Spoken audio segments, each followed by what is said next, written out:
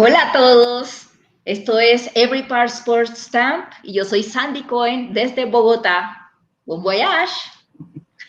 Welcome, Sandy Cohen. Thank you for taking over the hosting duties. It's a great pleasure to have you joining us, a TV star of many episodes of travel. We're going to hear about your life, your career in media, cruise ships, the future of the cruise industry, so many things. Thank you.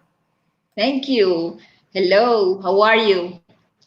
You're from, born in Colombia, but spent much of your life in Panama. And I feel like for the extreme travel crowd that Panama and Central America broadly gets overlooked a bit or visited too quickly. So tell me about all the things that I've missed in my short visits.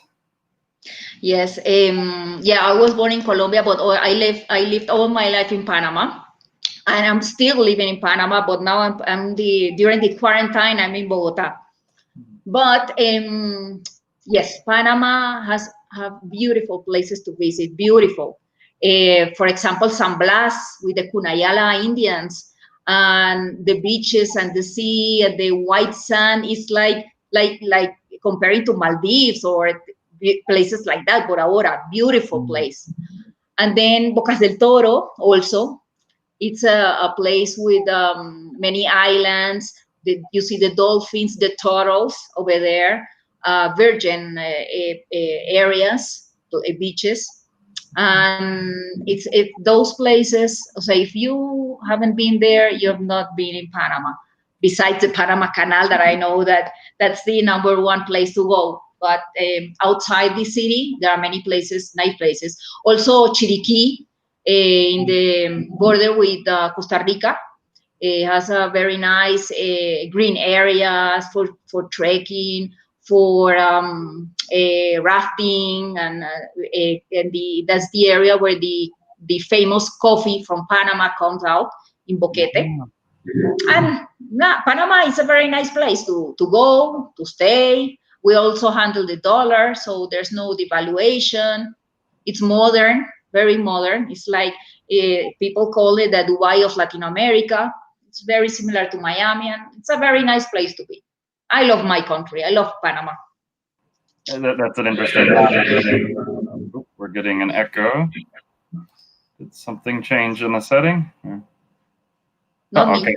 Okay. Somehow there was a brief echo, but I think we're good again. All right. And so the first time I went to Panama City, I felt very much like it was what I had dreamed Miami might be like, but Miami is very different than the Miami I thought of. Whereas Panama City, you mentioned like a Dubai, it has that finance capital, that global crossroads feel. Very much enjoyed it, and it was a surprise. I didn't know. I mean, growing up, I'd heard of Manuel Noriega, and that was all I really knew. That was a story in Panama. That was an period. Yeah. But yeah, we passed that, and we have a very nice country. Fantastic. And the airline-wise, things are disrupted everywhere now. But for those that aren't familiar, talk about the role Copa Airlines plays and how it serves as a hub for the region and actually connecting the Americas. Yes, it's excellent. We have the best hub, of course. Copa Airlines is a great airline. It's a Panamanian airline, and I love Copa. And hopefully, step by step, we're going to get the same place that we were like 6 months ago. Mm-hmm. And also Copa, they are starting, with 2-3 flights at the week to different destinations. That is good. So we'll see, but we're going to get there again. We're going to be fine, as in every place. No, it's going to take time, but what can we do? Yeah, it's wonderful to hear your optimism and things. Yes. I think I'm always optimistic. Where you're sitting in Colombia, I think people were thinking things were looking really good, and the situation's changed a little bit. Pandemic-wise, and hopefully we'll be turning around soon. want to go back to how you got started in travel, because I mean, you're incredibly resourceful, and you became an influencer out of necessity for your business. Because yeah, I mean, I think even my first trip when I started searching for flights, you got it. Sorry. Oh, that was okay. You bet. So Again. yeah, sorry to repeat that. Then how you got started in travel, and then from there how it led you to a career in TV. Okay, that was many years ago. After I got out of the university, my career was, first of all, I always wanted to be an architect, always. But things happen in life, and I end up in social communication, getting a degree in social communication. Mm-hmm. And I say, okay, I have to do something with this. So I started with my mother with a chocolate store, chocolatier in Panama. Mm-hmm. And I started with the doing the promotion and marketing for the chocolate. And chocolatier was very famous in Panama. But at that time, my uncle opened his travel agency for a hobby, because he loved to travel. He never worked at the travel agency. He has another business. So he put a manager there, and the manager was the worst. He stole money and everything. Oh. So he threw the manager and looked for another one. The second one wasn't good enough also. So then he came one day to me and said, you know, Sandy, that's here is the travel agency. Either you take it or I close it. And I said, no, please, I'm going to the travel agency. So I started from zero, from scratch, without not anything, knowing anything about traveling. And at that time, I'm talking about 29, 28 years ago. At that time, the only thing he told me, and it's very important, very interesting, he told me, you know what? When you get the travel agency, don't think about selling many airline tickets. Focus on the packages, not on the airline tickets. Focus on the packages and the cruises, because that is going to be the future. 28 years ago. Wow. So I said, okay, that was my focus. So I started to organize when I say packages, it's like land portion, hotel, travel, the airline tickets, cars.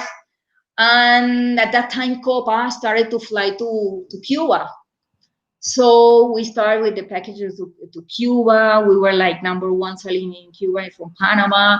And then I started to look for cruises that there was no representation in Panama. If I can interrupt. So I found out that at that time, what are Panamanian tourists looking for in the Cuba experience? To see Cuba, how it was. And a lot of businessmen, a lot of business. Mostly it was business. Oh. And then go to Varadero. People wanted to go to Varadero also, because it was very famous, the beaches and everything. So it was nice at that time, yeah. Not like now, but it was excellent. So we saw, and I started to travel over there since so many years ago. So, and then with the cruises, I found Norwegian Cruise Line didn't have representation in Panama, so I got the representation at that time, and I started to focus also in the cruise industry. And okay. And then what happened is that a few years later, what happened? The September 11 disaster, the American Airlines with the bombs, with the SARS at that time. There were so many negative things for the tourism. Besides now, that was the worst period.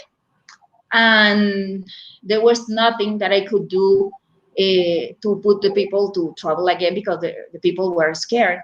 So I got the opportunity to do a travel TV show named Bon Voyage.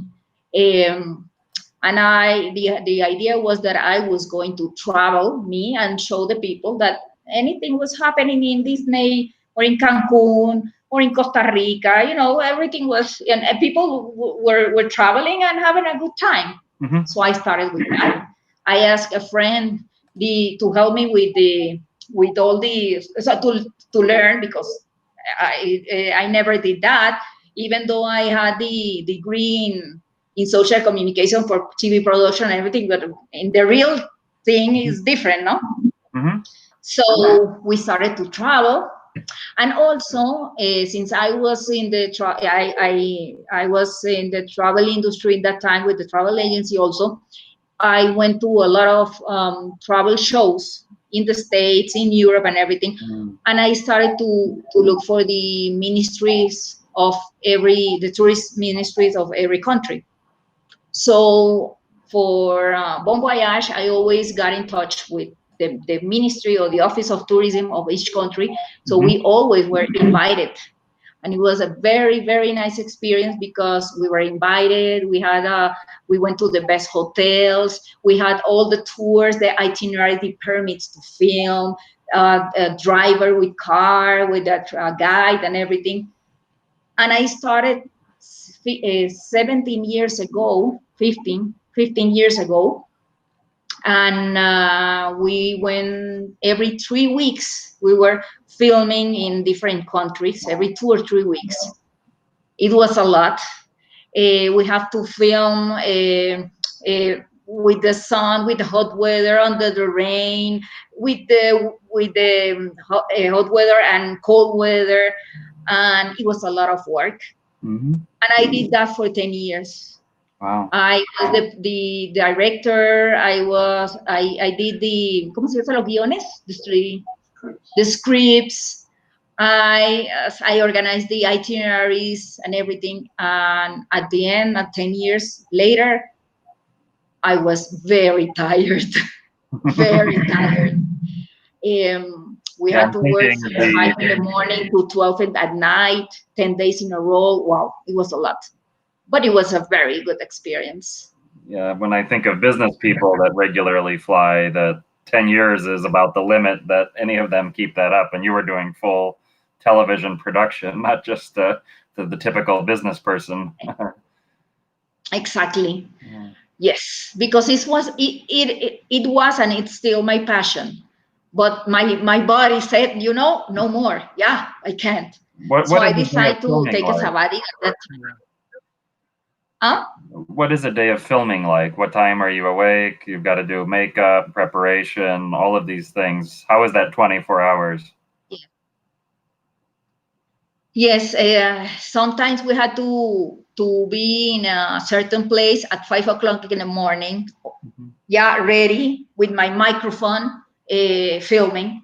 Yes, always with the makeup, the blower, the everything, and with the hot weather. Oh my God, the places where the hot weather was, it was terrible. I had to go like 3 times to the hotel to do the hair again, the makeup. It was terrible. Yeah, and then and then you never know if it's going to rain. So you have to do everything very quickly. And like tomorrow, there was no tomorrow, because tomorrow we had the chance of raining. And so we didn't have time to think. And then we organized the tours in the morning. Then we had to go to some hotels to film, because my travel TV show was very complete. I show where to sleep, the hotels, where to eat, restaurants, where to go shopping. We went to malls, we went to markets, and then what to do, all the excursions. So we had to do like a 1 week normal tour for any other person. We had to do it like in 3 days. You cannot imagine. And then since 7 o'clock or 5 o'clock in the morning until 12, because at night also we went to the discotheque, to the show, to the ball game, whatever, to show what to do at night. It was very complete. That's why people love to see my show. Even now that after 10 years, I decided I was not going to keep traveling because my body said no more. We started with the repetitions, and then people love it always. Hey, you're the person from the TV. I travel with you all the time. How come you're not doing editing again? You know, you were my inspiration. So, but and then 7 years ago, that was my luxury travels, my luxury /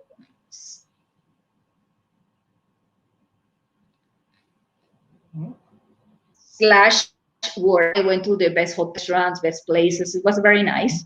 Then I found Jack, my partner in, ¿cómo se dice? In crime. Yeah.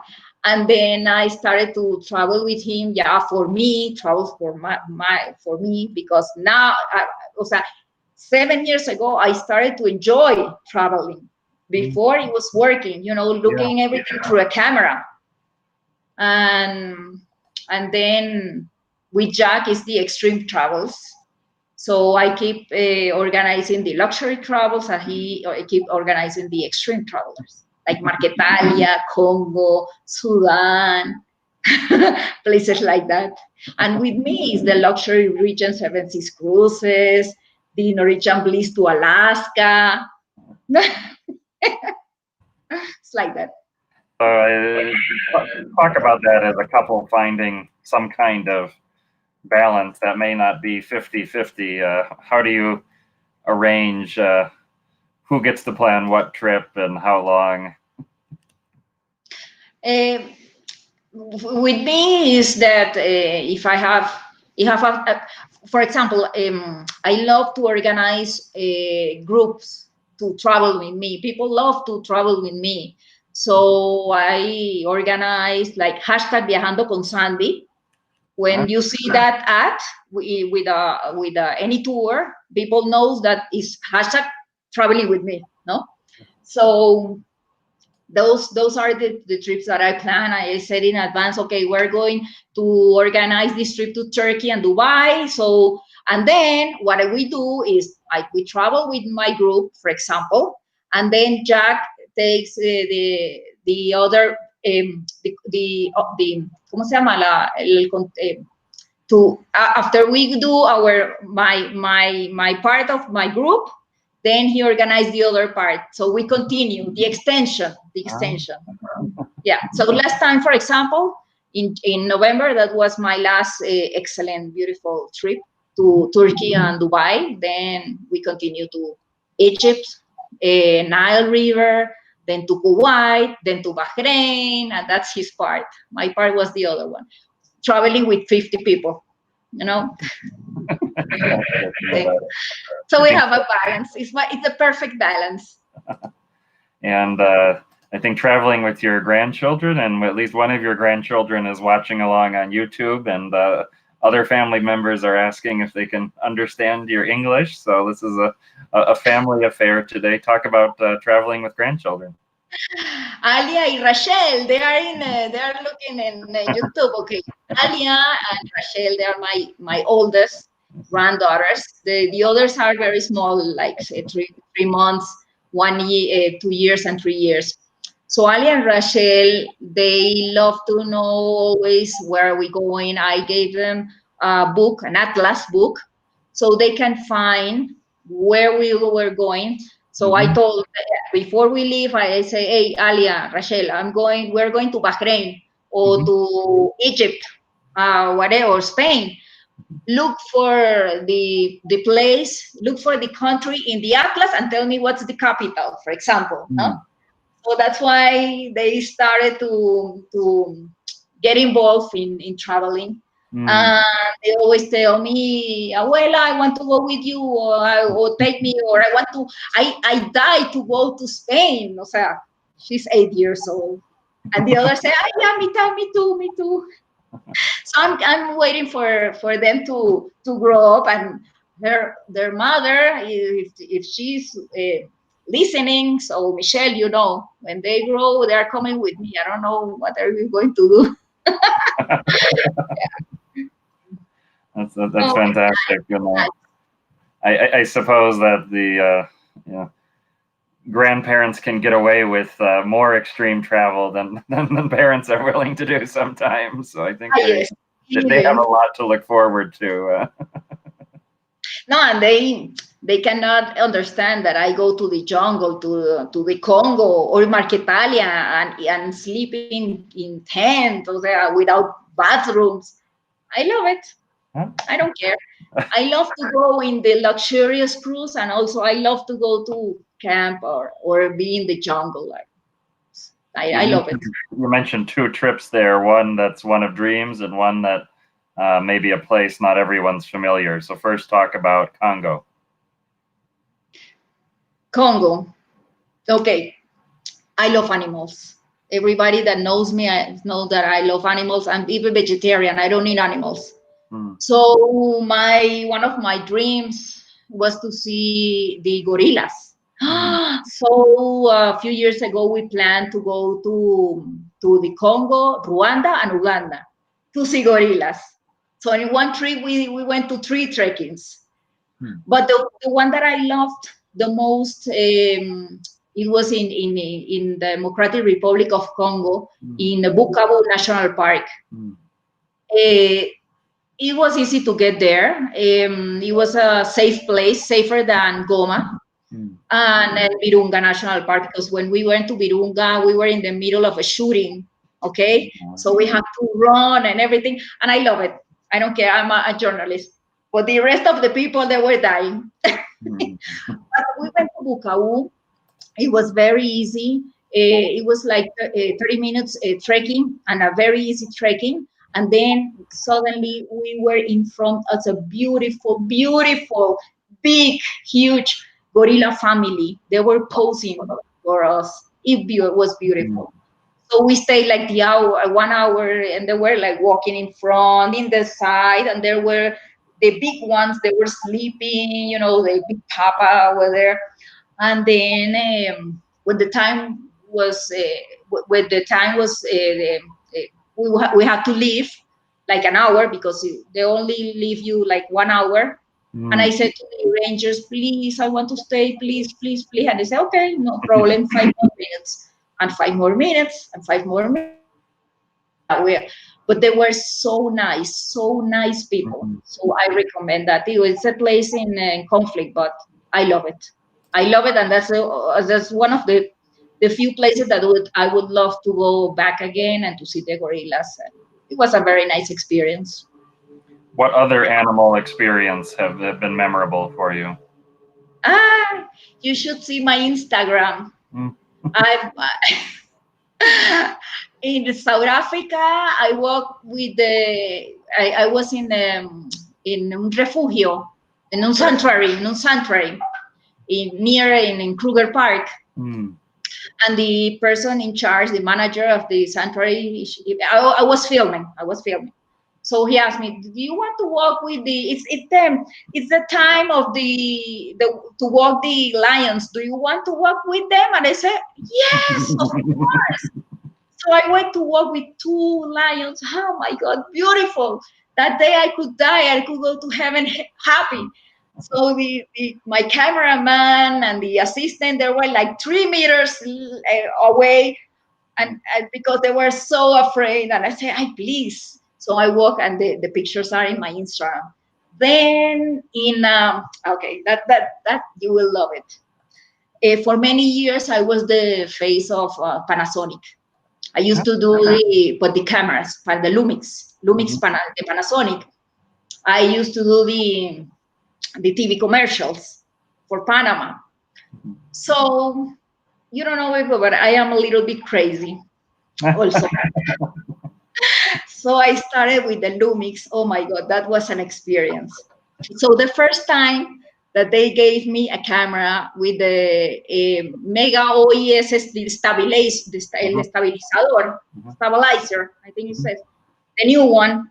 At that time, so many years ago, my friend from Panasonic told me, Winnie, she told me, okay, this is the only camera in Latin America. It's new, has the stabilizer. You have to do something in your trip, I don't know what, but please take care of the camera because it's the only sample that we have. Okay.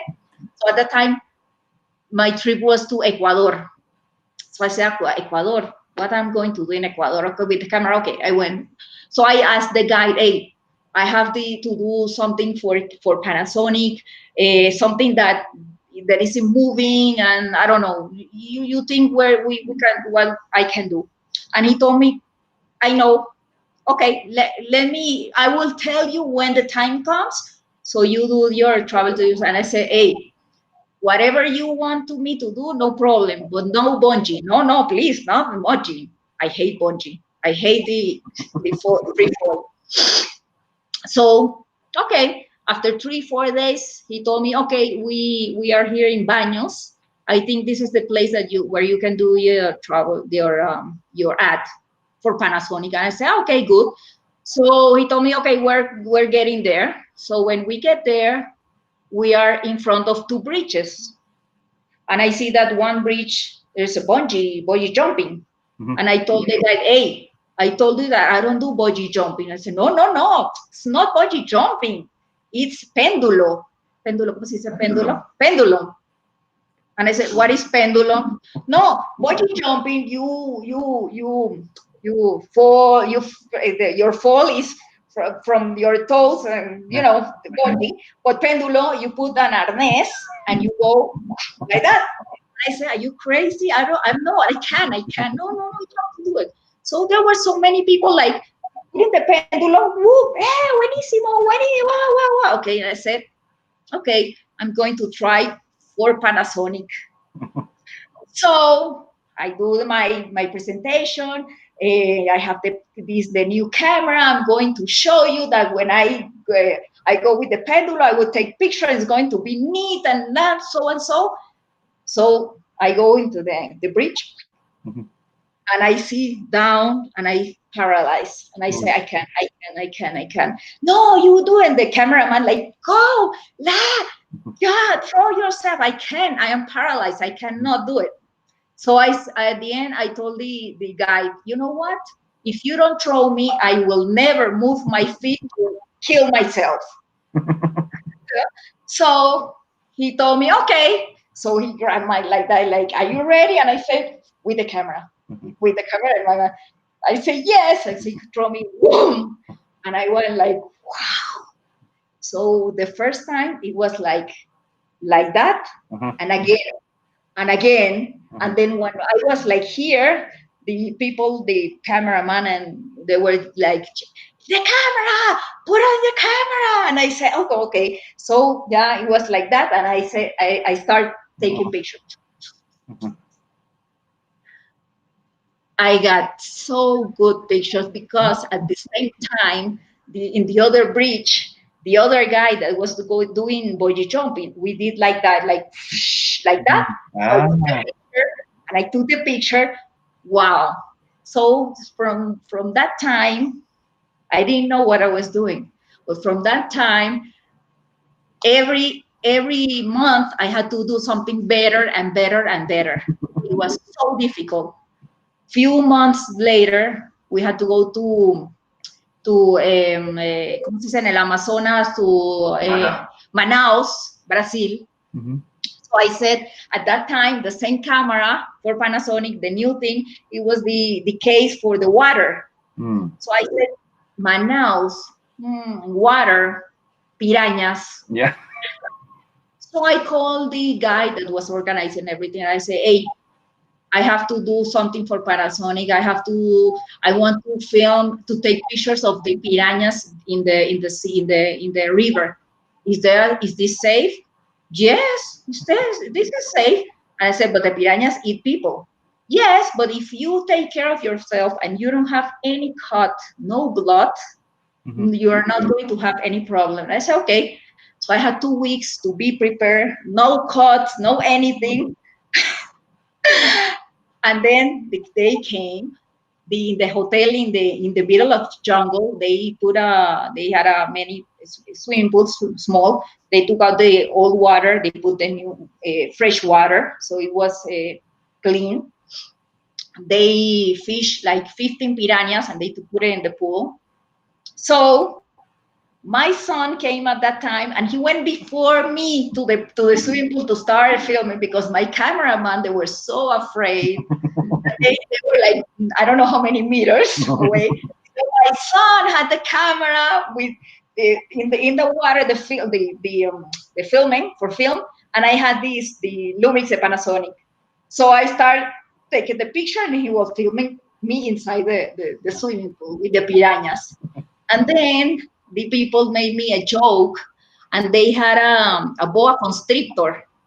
And so when I finished and everything, I said, okay, I finished. And suddenly, hey, we had a surprise for you. And they showed me the boa. It was like big boa. And then I was, oh my God, no second, because I hate snakes. It was a very big one. So the boa was coming like to like the shark, jaws. And I said, and I was so scared, and they told me, no, don't worry. If the boy is in the swimming pool, he's not going to open the mouth, so he's not going to do anything. Okay, no, nothing. Okay, so I grabbed the boy and I put it in the swimming pool, and I started taking the picture. That was a good one. Oh. Well, since maybe we can get Panasonic to sponsor this session, since you're such a great spokesperson. I actually bought a camera in February just before travel, so I've never used it, but it turned out that it is a Panasonic Lumix. The Lumix. Can you do your pitch in Spanish for this, and we'll see if Panasonic picks up on it. So, what was the tagline that you used in Spanish for the advertisements? Panasonic, okay, the best one. We went to South Africa and we wanted to do it with that Lumix. Yeah. So we hire Zulus in a place, a tourist place that they were like dressed with Zulu dresses. So we said, you know what? I want you to help me. I paid for them $20 each. And I asked them, look, this is to save animals mostly, because what I want you to do is we're going to do an ad that says, o sea, in Spanish es cazar or shoot the animals, but not not to hurt them, but with the camera. So we hired 3 Zulu men, and then they were like they were going like to kill the animal, and suddenly they went beside the bush with the camera and they took the picture of giraffe, and they took the picture and says, save the animals, cuida los animales, no les hagas daño, si les vas si los vas a cazar, cázalos con una foto. You asked me in Spanish, no? If you're going to shoot them, it's with a camera. And they said like Panasonic for life, and they were like without teeth and everything. Yeah. And then with one with the camera, one with the film, and it was so nice. That for me was the best ad that I did ever. Fantastic!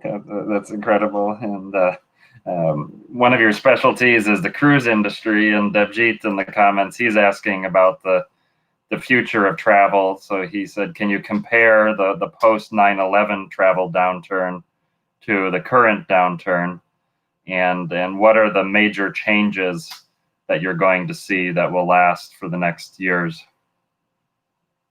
Okay, the difference that at that time was terrorism, and when the people were killed, the terrorists were taken in custody or killed or something. Yeah, o sea, things. It was the end of terrorism, and it took a while, but people started to travel, and that's it. Now, if you travel, you can get sick, and that is terrible. So I think people are going to wait for the vaccine. I think even me, even that I'm so crazy and I love to travel and things, but my fear is that I get sick. And I think the vaccine is going to be ready sometime soon. People are dying to travel. Um, since I'm still working, because even though my travel agency, my office is closed, as everything in Panama, I'm still working from my computer with in Instagram and in Facebook of Colombia tours, and people are dying to travel, and they are asking for cruise ships, and I will tell you about the cruise ship later. People wants to start paying layaway. I think the term is layaway. Pay monthly to have money for the end of next year, for even for any time next year to travel, even though they are not working. And I think people want to travel and to do the things that they didn't do before, because now we see that our life can change from one day to another. And what are we going to have, only the beautiful memories of doing what we want. So in one of my posts that in my personal Instagram, I put, that's now you see why we travel like it was the end of the life. So it's like that. So the cruise industry, they're going to be okay. The ones that can handle this year without cruising. There are a few that maybe not going to do it to get back, but the big ones are going to get back, and they are taking all the protocols, healthy protocols that need to be taken, and it's going to be okay. And I think the cruises, being in a cruise is going to be safer than being in a hotel, because in the hotel people go inside, go in, go out. You don't know who they are. You don't know if they are sick.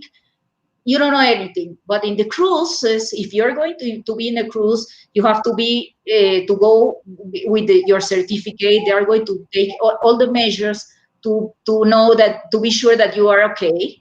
And there's only the people that are in the cruise are the ones that go inside and go outside. That's it. So I think it's going to be safer to travel in a cruise than in the airplanes, hotels, restaurants, and anything. Talk about some of the precautions and changes the cruise lines are making to resume travel. The precautions. Well, I could tell you about Norwegian Cruise Line, Oceania Cruises, and Regent Seven Seas Cruises, because I represent them and I know the protocols. They are going. First of all, you have to take your certificate that you're okay. Then, before you embark, they are going to take their things are going to change, because they are trying to find the best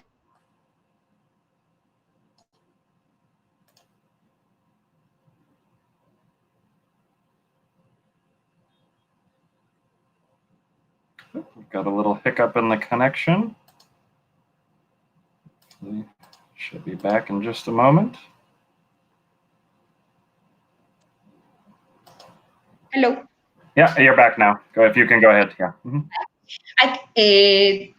When did you stop listening to me? About After 20 I said seconds. Yeah. So we were just talking about the precautions from Oceania, Regent, and Norwegian.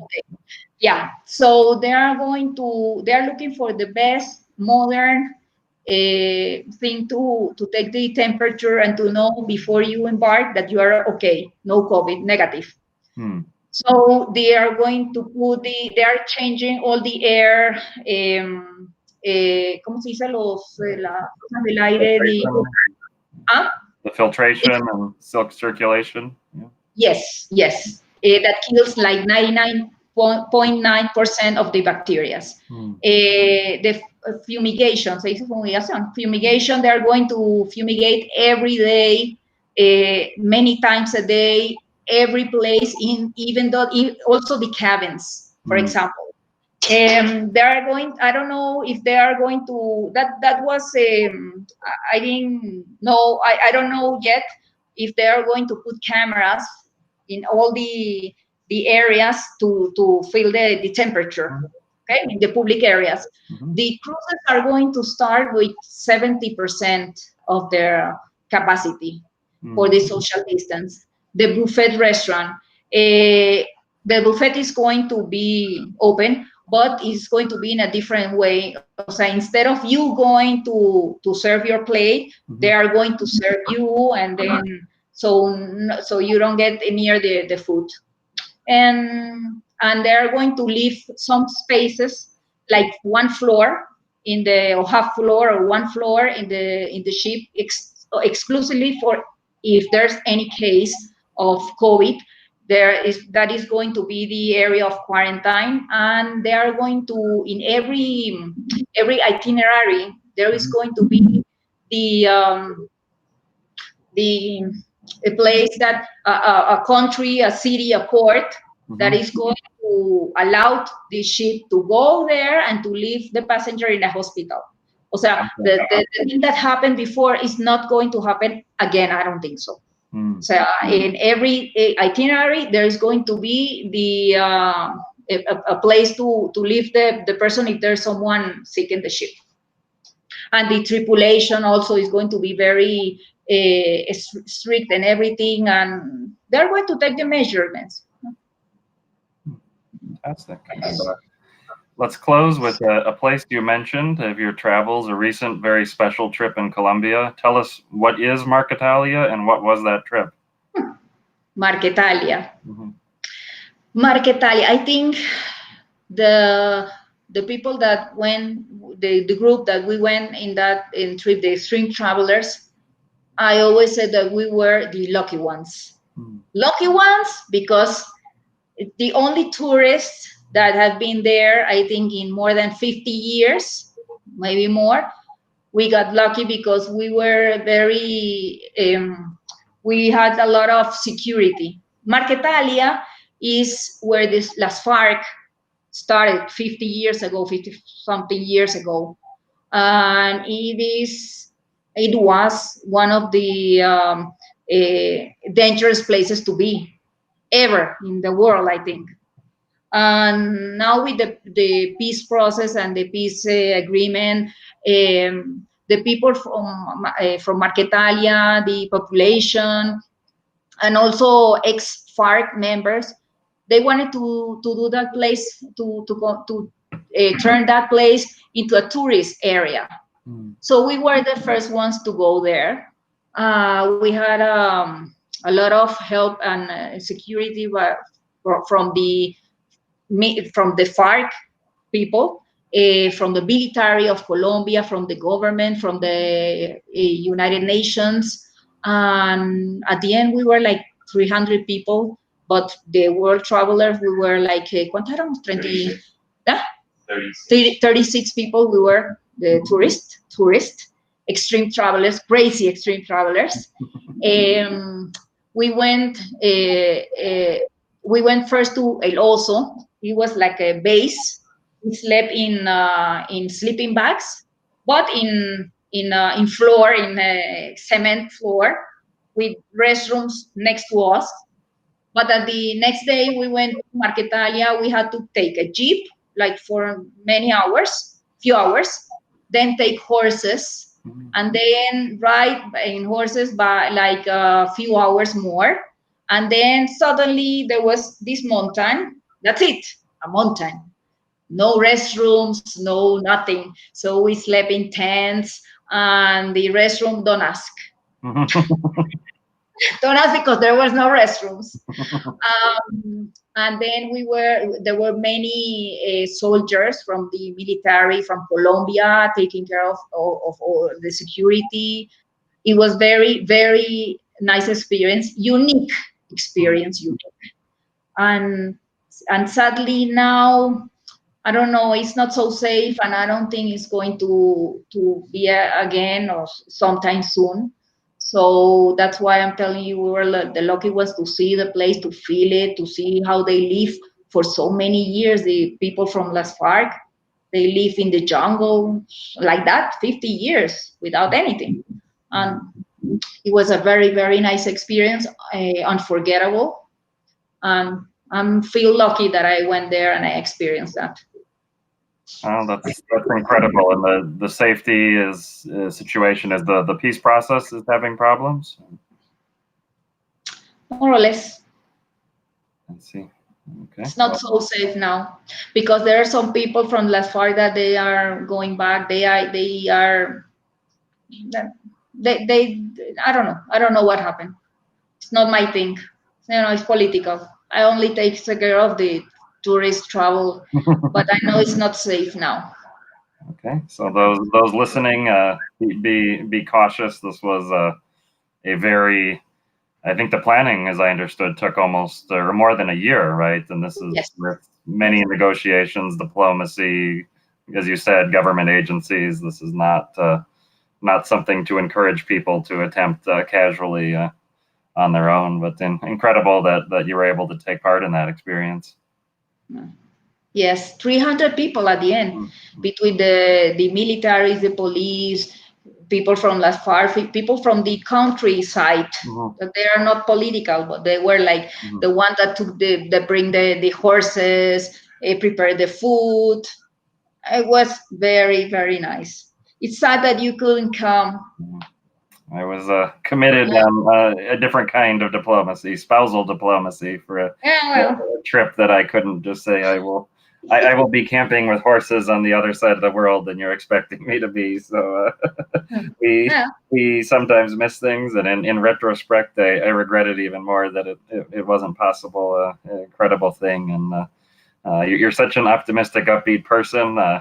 Many of us are feeling downbeat. We'll just close with some positive Sandy message about this year and next. Anything you want to say to put a smile like you have on our faces?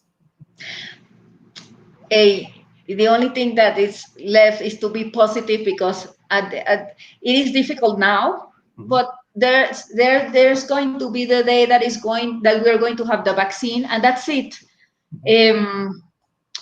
Meanwhile, you have to, in Spanish we said resolve, but you have to reinvent it. I hate that word, but it's true. I'm doing it. And you have to keep dreaming for the next trips. Now I have two planned trips now. One in a cruise with a very big group that is growing, and for November of 2021. And there is another cruise that it goes to Icelandia and Groenlandia in 2022, and I want to go there, and that's what I'm focused. What's happening now, we'll see. But you have to focus on the future and don't stop dreaming, and plan your trips and do whatever you want to do, that you wanted to do, you do it, because now we see that change can happen from one day to another. That's it. Fantastic. Wonderful. Thank you for joining us, Sandy. You're welcome. Thank you for the interview, and love you all, and bon voyage. Take care.